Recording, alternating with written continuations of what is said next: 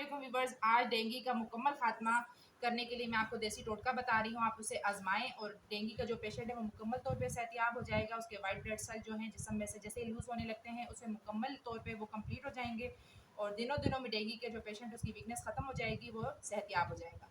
सबसे पहले तो आप तकरीबन 2 किलो तक सेब ले लें और उसका जो ब्लेंडर है उसमें फ्रेश मिल्क, उसका जो फ्रेश जूस है वो आप निकाल लें और 2 किलो तक जो सेब है उसमें तकरीबन आपको 2 बड़े गिलास जो है वो आपको उसका जूस मिल सकता है।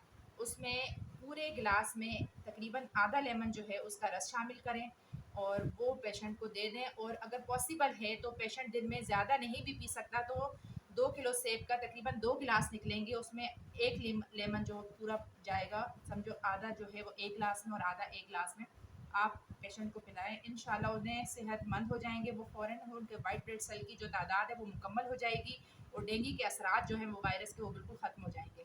इंशाल्लाह से डेंगू बिल्कुल मुकम्मल हद तक ख़त्म हो जाएगा और आपके लिए बहुत ही ज़्यादा फ़ायदेमंद और मुफीद किस्म का ये टोटका है। आप इसे आजमाएं और अल्लाह हाफिज़।